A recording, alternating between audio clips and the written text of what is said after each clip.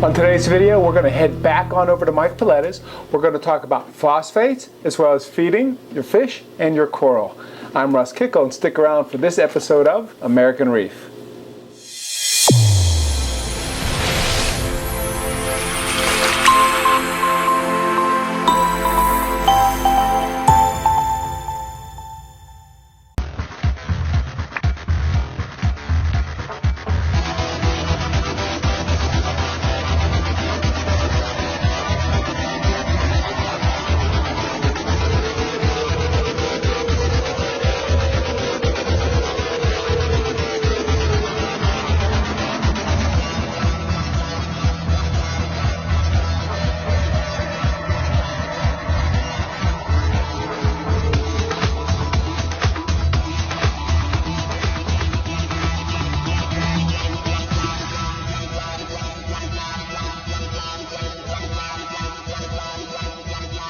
So before we move on to that video segment where I'm talking with Mike about, again, phosphates and what he's feeding his fish and corals, etc., I wanted to bring up something for the new hobbyist. Mike will mention a recipe called Pappone. Now, if you're an experienced hobbyist, you've probably heard of this recipe before, but for the new hobbyist, let me kind of frame out what this is. Again, if you want to make homemade coral food, basically Pappone is a recipe to do that. You can do a Google search. It's Pappone, I believe. The latest recipe that I saw from it, basically you take 5 shrimp, 5 mussels, 5 oysters, 5 clams, and then basically put them in a blender.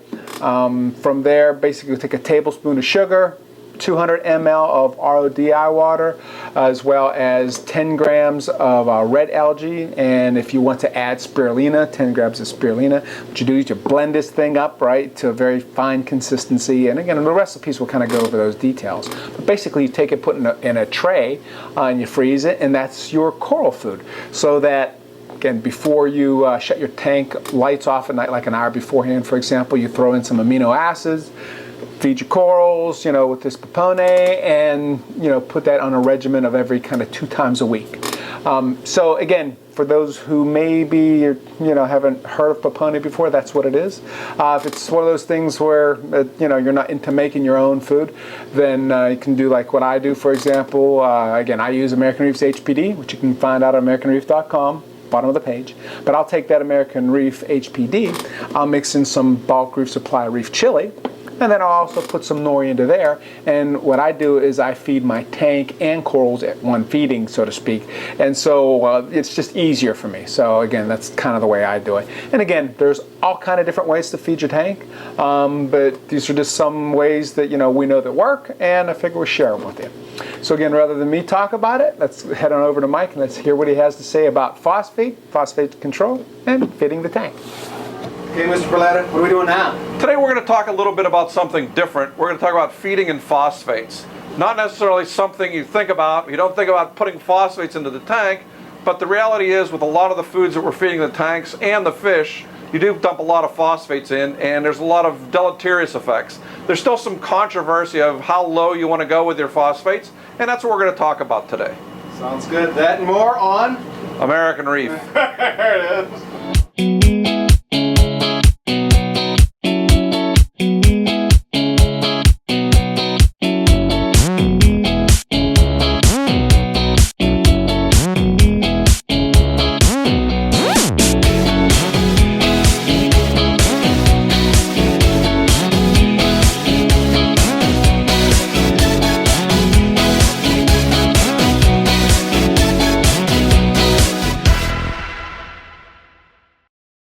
As I mentioned in other videos, one of the things that you have to really control in a reef tank to be successful long term is phosphates. There's some people that like to keep their phosphates a little bit higher. I try to keep them a little bit lower. But I also, as I've mentioned, had gotten arrogant over the past few years and didn't do the testing that I used to do. And I also was using test equipment that wasn't, say, up to snuff in terms of measuring the total phosphate levels. As a result, what I found, one of the factors that was inhibiting some of the growth in these corals, because I feed this tank so much, was phosphate. and the phosphate levels had gotten up to as high as 0.45, 0.37, which is significantly higher than you ever want your phosphate levels to be to get really good growth within the tanks. I mean, some people like to keep it, I like to keep it about 0.04, 0.06, somewhere in that range. And there's some discussion of, okay, if your phosphate's that low, your alkalinity has to be that low because you can't support the growth that you'll get from higher alkalinity with phosphates that are too low. There may be some point to that. I've not necessarily seen it. I've always found that if I keep my phosphates at like 0.04, I can do whatever I want with the alkalinity. I still get rapid growth within the tank. But other people are different, so as I've mentioned, every tank is different. But in my tanks, I've tried to keep the phosphates relatively low. And in that regard, one of the ways I've done that is to use a Hana phosphate checker, which is really simple to use. Everything's there. You basically pour it in. The only thing you have to make sure of is that the reagents are fresh. You can't use reagents that are past their expiration date. So as a result of that, I test a lot more frequently than I used to. I basically test this tank every 5 days now because my phosphate levels can vary dramatically based on how much I've fed the tank and what I feed the tank. Now that's one of the things we tend not to think of is how much phosphate is there in the food. Needless to say, the fish in this tank have done exceptionally well. You can see just from the Desjardins tank, he basically came in the size of a potato chip and just that thick. And in a little over 2 years, he's much bigger than my hand, and he's as thick as 2 hands. Yeah. So needless to say, I feed this tank. I mean, you can see the Antheus have done well. They're fat. The Chromis are big. Everything in this tank, the cardinal fish are crazy big.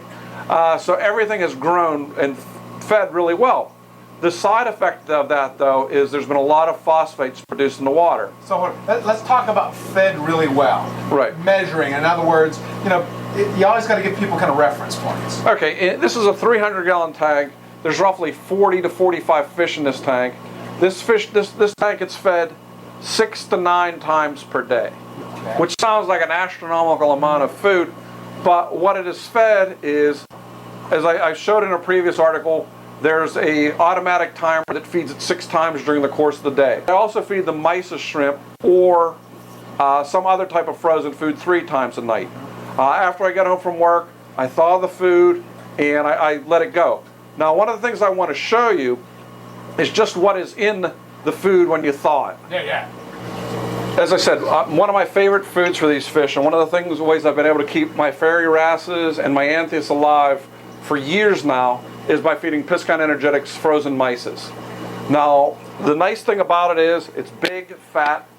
When I say fat, if you feel it, you can feel the grease in it. Right. And one of the things that I used to do to clean it was I thought I was doing the best job by doing it through a brine shrimp net. Mm-hmm. So what I would do is I would thaw the food in water, pour it into the brine shrimp net,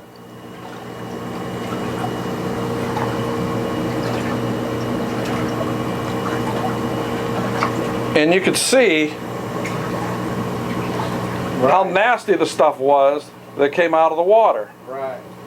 Now, the interesting thing, though, that I found over time is that over time, the brine shrimp net started to feel sticky. Yeah.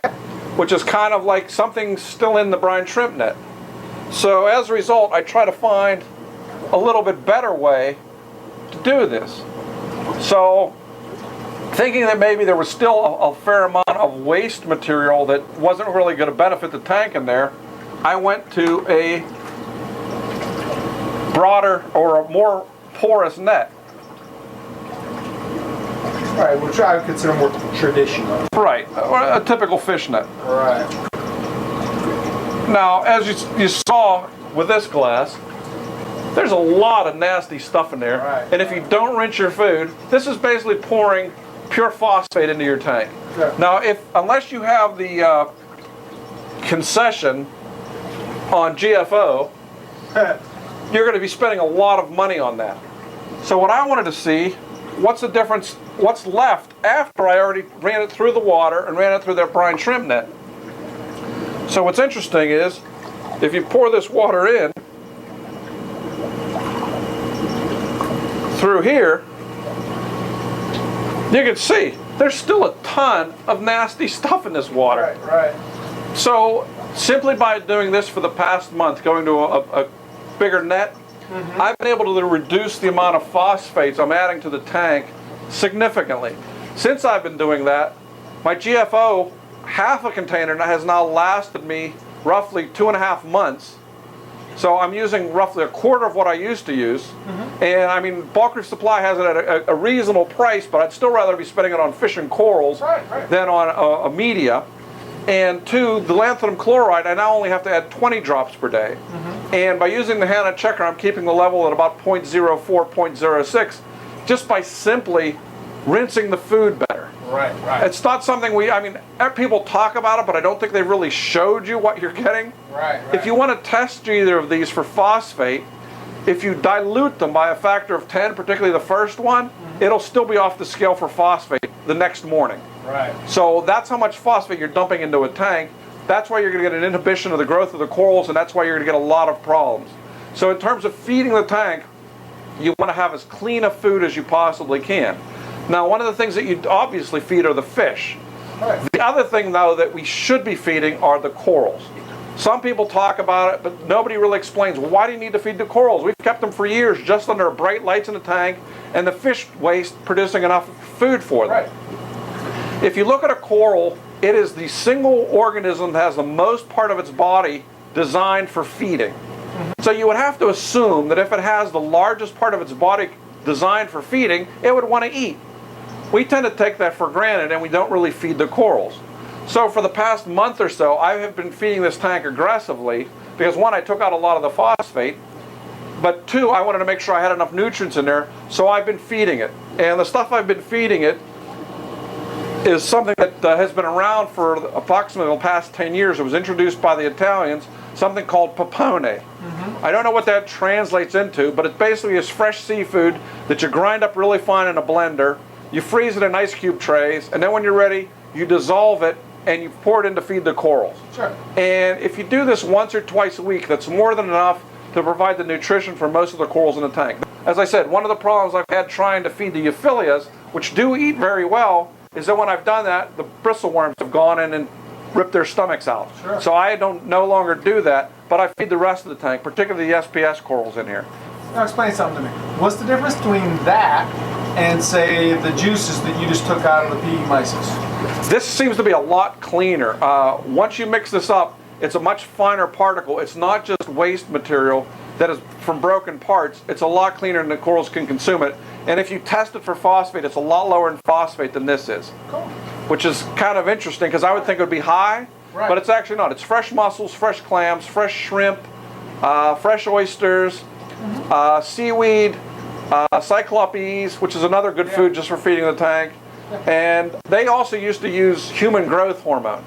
Now, in the United States, you can't really buy human growth hormone to put it in for your fish tank, but you can buy amino acids, and there's a lot of good amino acids out there.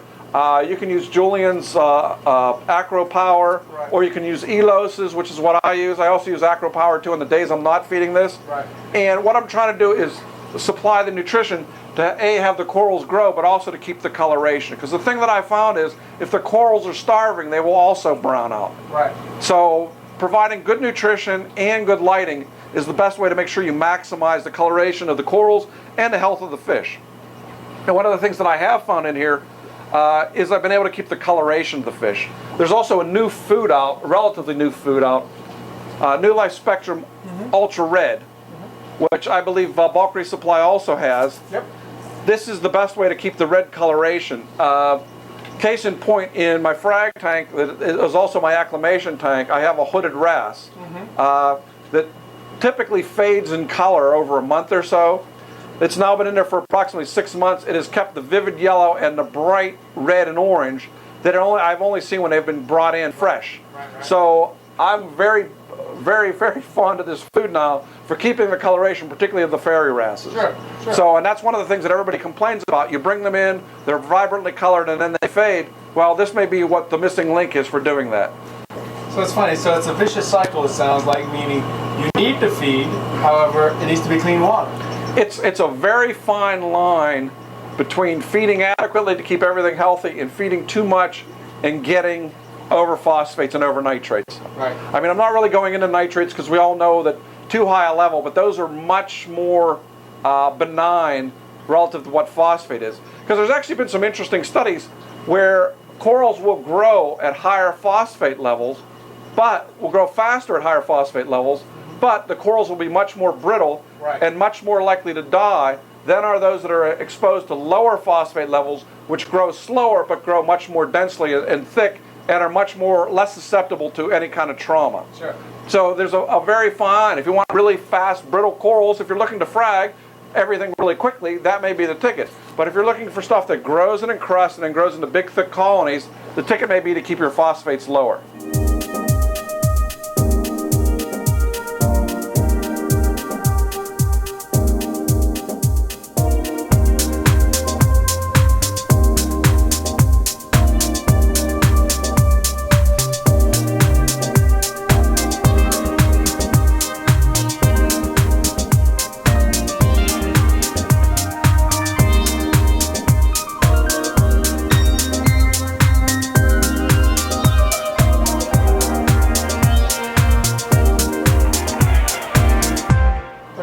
Okay, so let's summarize it for everybody out there then.